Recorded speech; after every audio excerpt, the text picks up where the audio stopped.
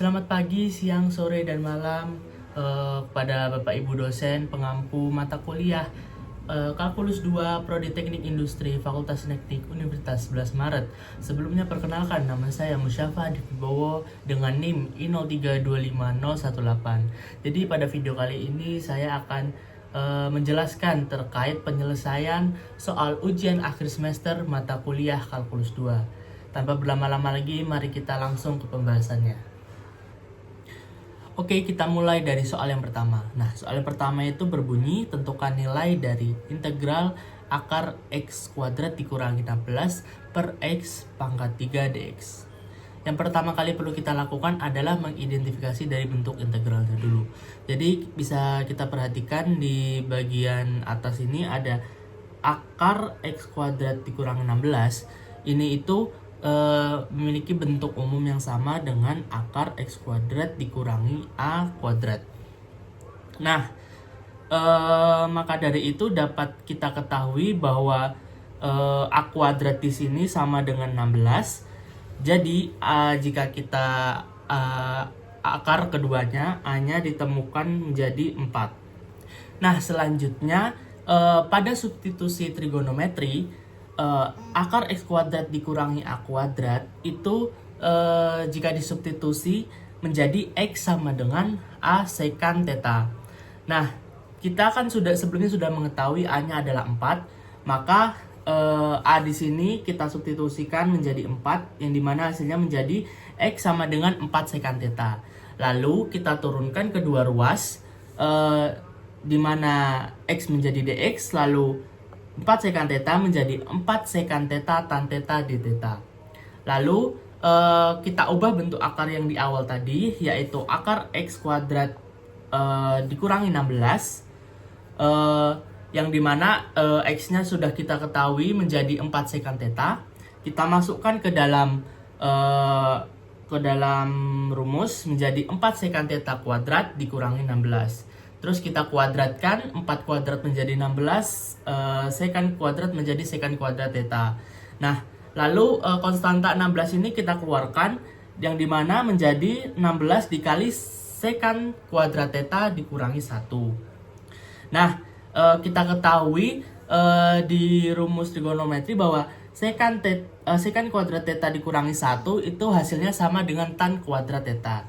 Nah, maka dari itu sekant kuadrat theta dikurangi 1 kita ganti menjadi 16 dikali tan kuadrat theta. Yang dimana jika kita akarkan keduanya menjadi 4 tan theta.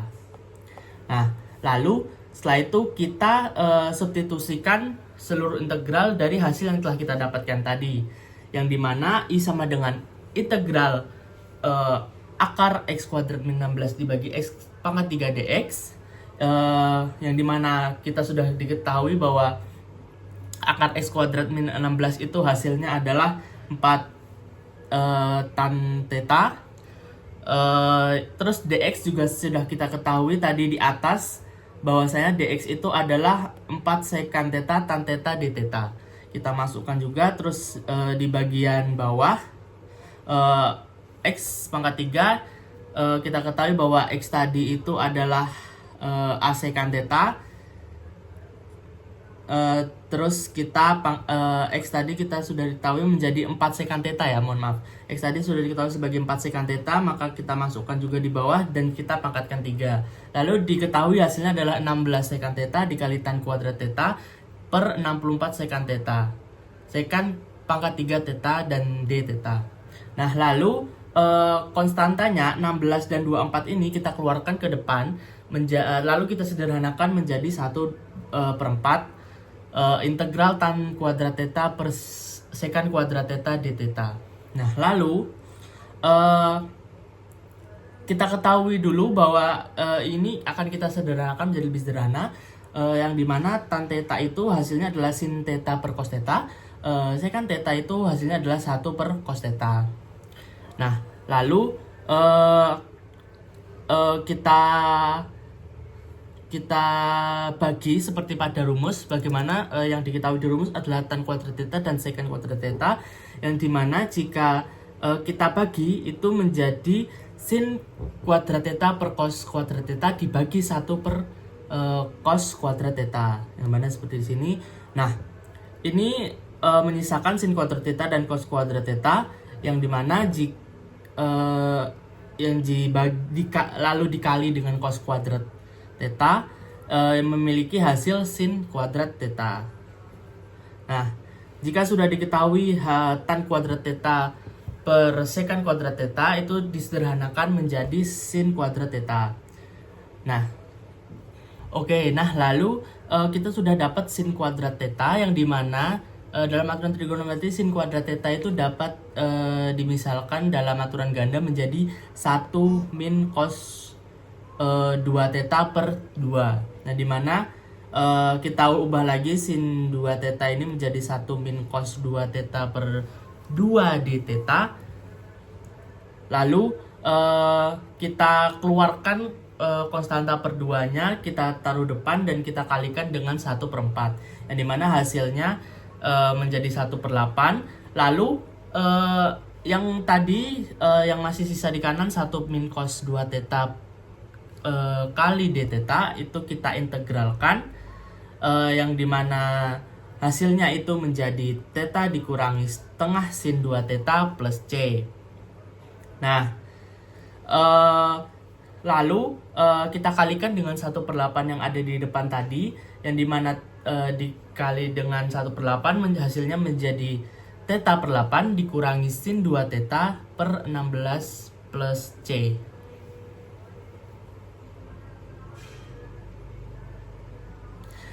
Nah, di sini kita akan mengembalikan variabel x ke dalam rumus yang sudah ada. Nah, yang perlu pertama kali kita lakukan adalah kita harus mengetahui berapa jumlah theta dan juga sin 2 theta. Nah, seperti yang kita sudah tahu di awal bahwa x itu adalah sama dengan 4 sekan theta, maka bisa kita pindah ruas sekan theta menjadi x per 4, dan berarti theta adalah sekan pangkat min 1 dikali x pangkat 4 dengan memindahkan ruas sekan ke kanan. Nah, lalu dari rumus sekan theta per x sama dengan x per 4, kita juga bisa tahu jika keduanya kita pindah ruas, maka sekan theta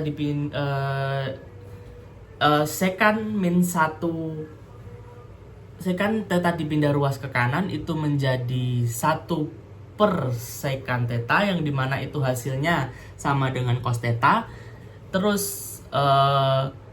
x per 4 kita pindah ruas, itu hasilnya menjadi 4 per x. Nah, menggunakan rumus Pythagoras, kita sudah mengetahui cos theta yaitu 4 per x, dicari menggunakan rumus Pythagoras, dan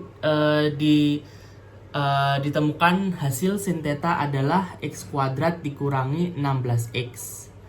Nah, di sini.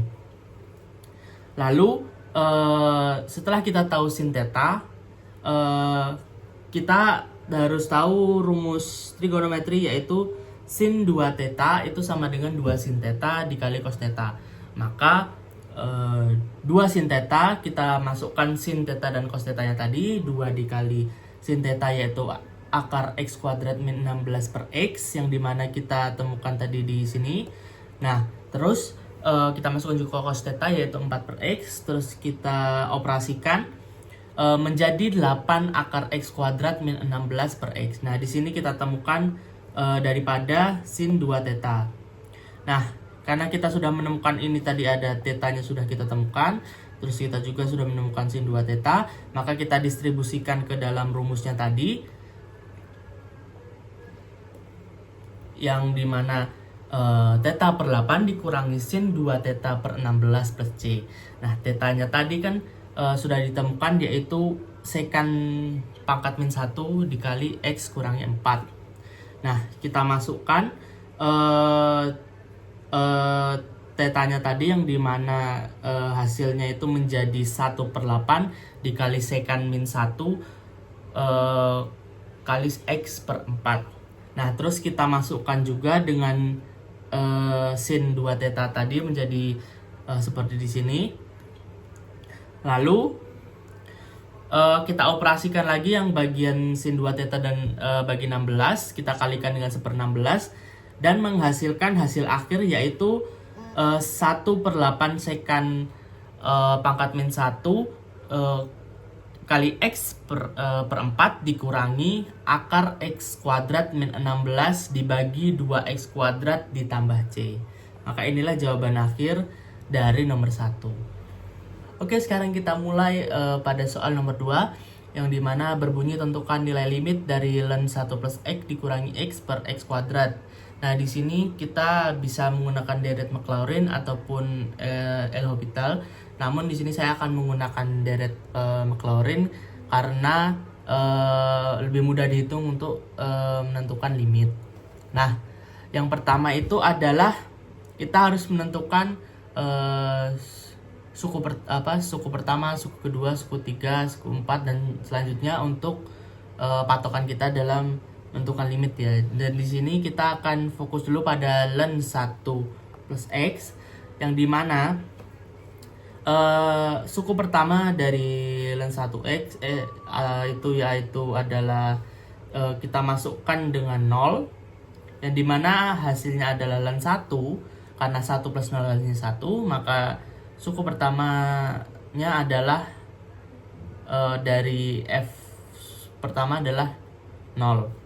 Nah, terus untuk turunan pertamanya yaitu f turunan pertama kita masukkan dengan 0 itu hasilnya adalah 1/1 plus x yang dimana jika x nya kita substitusikan ke x menjadi 1. Terus lanjut ke turunan kedua hasilnya negatif 1, turunan ketiga hasilnya 2, dan turunan keempat hasilnya negatif 6. Sesuai dengan cara yang sama seperti sebelumnya. Oke, setelah didapatkan hasil dari turunan pertama hingga turunan keempat, kita masukkan ke dalam deret Maclaurin yang dimana suku pertama tadi hasilnya 0 jadi tidak dimasukkan. Terus suku kedua itu 1, kita kalikan dengan x berarti hasilnya adalah x. Terus suku kedua itu hasilnya adalah min 1. Min 1 dikali dengan x kuadrat dibagi 2 faktorial itu hasilnya x kuadrat per 2. Terus begitu juga dengan suku ketiga dan suku keempat. Lalu kita sederhanakan, di sini 2 kita coret dengan 2. Terus di sini min 6 kita coret dengan 6. Menghasilkan deret Maclaurin seperti ini. Oke. Terus kita lanjut supaya harus menjadi sama dengan rumus, kita lakukan step by step, yaitu pertama dengan mengurangi ln 1 deret Maclaurin dari ln 1 plus x dengan min x, yang dimana kita sudah mengetahui tadi bahwa kita punya 1x di depan. Nah, kita hilangkan x di situ dan juga karena kita kurangi dengan x, jadi x min x itu dari 0 jadi hilang. Nah, terus hasilnya itu menjadi seperti ini. Nah, lalu kita bagi kedua ruas dengan x kuadrat karena kan rumus awalnya tadi dibagi dengan x kuadrat. Nah, jadi rumus fx-nya sudah sama dengan yang seperti ada di soal. Nah, karena kita bagi dengan x kuadrat, suku paling depannya yaitu negatif x kuadrat per 2 itu sisi penyebutnya itu menjadi 1, jadinya negatif setengah. Nah, suku-suku selanjutnya itu dia itu masih mengandung x dan seterusnya akan mengandung x. Ini terlihat pola bahwa dia x pangkat 1, x pangkat 2 dan seterusnya x pangkat 3 dan seterusnya x menjadi x pangkat n. X pangkat n per n di sini pola yang dihasilkan. Nah, karena x ini menuju 0, nah, maka semua suku selanjutnya nih yang masih mengandung x itu hasilnya akan menjadi 0. Jadi satu-satunya yang tidak menjadi 0 adalah suku paling depan ini yaitu negatif setengah. Maka dari itu dapat kita simpulkan bahwa limit dari x menuju 0 dari ln 1 plus x dikurangi x per x kuadrat itu adalah negatif setengah. Oke, sekarang kita masuk ke soal nomor 3, yaitu tentukan nilai P agar deret sigma n sama dengan 2 menuju tak hingga dari 1 per n kali ln n pangkat p itu menjadi konvergen. Nah, di sini itu kami akan menggunakan uji integral untuk menentukan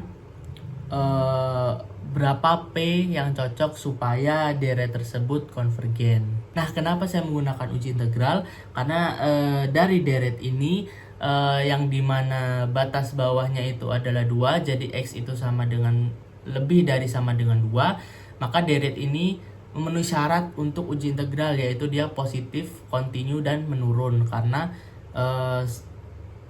penyebutnya akan semakin besar. Nah, menurut uji integral sendiri itu jika integral dari fungsi tersebut konvergen, maka deretnya pun juga konvergen. Sebaliknya jika integralnya itu divergen, maka deretnya juga divergen. Maka dari itu di sini kita akan langsung menghitung integral dari fungsi ini tanpa harus langsung menghitung apakah deretnya juga konvergen. Maka dari itu yang pertama kali kita lakukan adalah mengubah fungsi deret ini menjadi fungsi integral, yang dimana menjadi integral 2 menuju tak hingga dari 1 per X ln X pangkat P dx. Nah, terus kita misalkan ln X menjadi U, lalu kita turunkan yang dimana du menjadi 1 per X dx, lalu X di rumus sebelumnya kita pisahkan menjadi 1 per ln X pangkat P dikali 1 per X dx, yang dimana sudah kita ketahui bahwa ln X kita misalkan menjadi U dan kita substitusikan ln X kita ubah menjadi U, dan du 1 per X dx ini kita substitusikan menjadi du. Nah, lalu kita juga harus mengubah batas bawah karena kita sudah memisalkan, yang dimana batas bawah sebelumnya adalah X sama dengan 2, lalu kita ketahui bahwa di atas U sama dengan ln X, maka U sama dengan ln 2. Jadi yang awalnya di sini itu 2 menuju tak hingga menjadi ln 2 tak hingga. Nah, untuk batas atas karena dia tak hingga, maka walau disubstitusikan batas atasnya pun tetap tak hingga. Nah, maka setelah itu sudah kita temukan fungsi integralnya, lalu kita integralkan. Nah, dengan mengintegralkan kita berarti pangkatnya kita tambahkan 1, negatif P kita tambahkan 1 itu sama dengan 1 min P. Lalu lalu juga kita bagi dengan pangkatnya ditambah 1, yaitu sama dengan 1 min P tadi. Maka hasil integralnya itu menjadi U pangkat 1 min P per 1 min P. Nah, supaya suatu deret itu konvergen, di uji integral kan sudah disebutkan jika fungsi tersebut konvergen, maka deretnya juga konvergen. Maka kita tes apakah fungsi ini konvergen atau tidak. Nah, supaya fungsi ini konvergen, maka penyebutnya yang di bawah ini dia harus kurang dari 0. Karena kalau lebih dari kalau misalnya sama dengan 0 dia akan menjadi tak hingga, kalau lebih dari 0 juga kemungkinan akan menjadi tak hingga. Nah, maka supaya fungsi ini konvergen atau memiliki batas, maka bagian penyebutnya 1 min P ini harus kurang dari 0. Lalu kita pindahkan menjadi min P 1 yang kita pindahkan ke kanan menjadi min P kurang dari 1. Terus kita sekali dua-duanya dengan negatif menjadi P lebih dari 1, seperti hasil di sini. Maka dapat disimpulkan supaya deret ini konvergen, maka P-nya itu harus lebih dari 1. Oke, kita lanjut ke soal yang keempat, yang dimana ada anak soalnya itu A dan B. Sebelumnya kita perlu ketahui dulu bahwa yang diketahui di soal ini adalah fungsi fx sama dengan 1 per 1 min x kuadrat. Nah, di soal A ini kita diminta untuk menentukan deret pangkat yang merepresentasikan fx ini. Nah, untuk menentukan deret pangkat, kita bisa menggunakan deret geometri yang mendekati dari fungsi tersebut, yaitu adalah 1/1 min X, yang dimana memiliki deret geometri yaitu sigma X pangkat N. Nah, kita harus cari tahu dulu nih hubungan antara 1/1 min X dan juga 1/1 min X kuadrat. Nah, kita bisa mencari tahu hubungannya bahwa diketahui bahwa 1/1 min X itu jika kita turunkan terhadap X, itu hasilnya menjadi 1/1 min X kuadrat. Maka dari itu deret geometri dari 1/1 min X yaitu X pangkat N kita turunkan juga terhadap X. Dan mana jika kita turunkan terhadap X itu menghasilkan hasil yaitu sigma N kali X pangkat N min 1. Nah, karena kita deretnya ini tadi kita turunkan, maka indeksnya itu berubah menjadi 1. Nah, supaya indeksnya berubah lagi menjadi 0, jadi deret ini indeks N-nya itu berubah dari awal menjadi 0, maka kita harus mengubah indeksnya agar menjadi N sama dengan 0. Nah, diketahui jika pangkatnya itu yaitu K adalah N-1, maka N sama dengan K plus 1. Jadi konstanta yang ada di depan yaitu N itu kita ubah menjadi K plus 1, pangkatnya pun kita ubah menjadi K. Nah, karena konstanta N dan K ini tidak berpengaruh, kita balikkan kembali menjadi N. Nah, didapatkanlah hasil deret pangkatnya yaitu menjadi sigma N plus 1 X pangkat N. Jadi deret pangkat dari fungsi 1/1 min X kuadrat itu adalah sigma N plus 1 X pangkat N. Inilah jawaban dari soal 4 opsi bagian A. Sekarang kita berpindah ke soal nomor 4 opsi B. Yang dimana kita diperintahkan untuk mencari interval di mana deret pada poin A konvergen. Itu kita juga harus uji titik-titik ujungnya. Nah,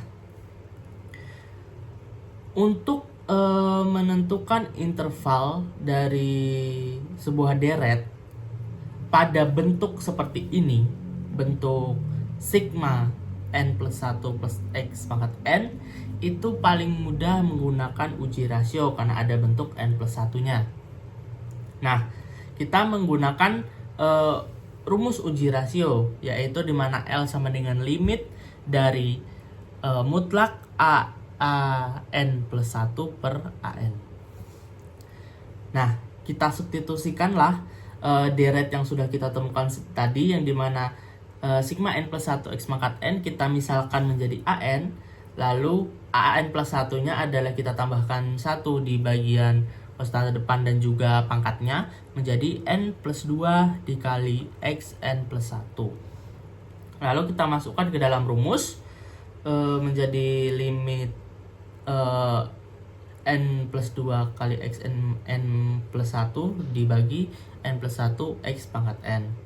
Nah, lalu yang di depan ini kita keluarkan menjadi N plus 2 dibagi N plus 1, yang dimana karena N itu menuju tak hingga, maka yang di depan ini dia jadi hilang. Berarti kita coret saja. Nah, tersisa yang mutlak ini, yang X pangkat N plus 1 per N. Nah, karena di atas dan bawah ada N, kita coret. Nah, tersisa di bagian atas yaitu X plus 1. Nah, berarti L-nya itu adalah mutlak X, yang dimana berdasarkan teori uji rasio, deret itu konvergen ketika L-nya atau limitnya itu adalah kurang dari 1. Maka dari itu, mutlak X itu harus kurang dari 1. Karena itu mutlak X harus kurang dari 1, maka intervalnya itu kemungkinan akan di negatif 1 dan 1. Namun kita harus menguji titik ujung dulu supaya kita tahu apakah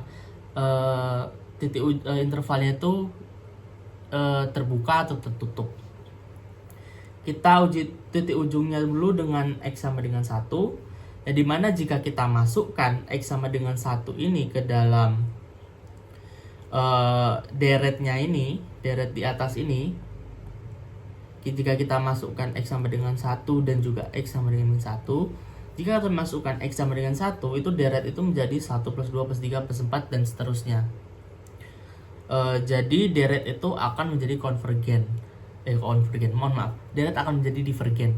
Nah, untuk uji X sama dengan 1 itu deret sama memiliki pola yang kontinu dan monoton, yaitu menjadi 1 min 2 plus 3 terus min 4 plus tangga, yang dimana berarti kedua ujung dari interval ini divergen, sehingga interval konvergenansinya itu menjadi buka kurung min 1 1 tutup kurung, yang dimana berarti intervalnya itu tertutup.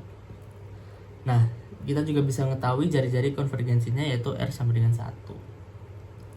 Mungkin sekian penjelasan dari saya terkait penyelesaian ujian akhir semester kalkulus 2 Prodi Teknik Industri Fakultas Teknik Universitas 11 Maret.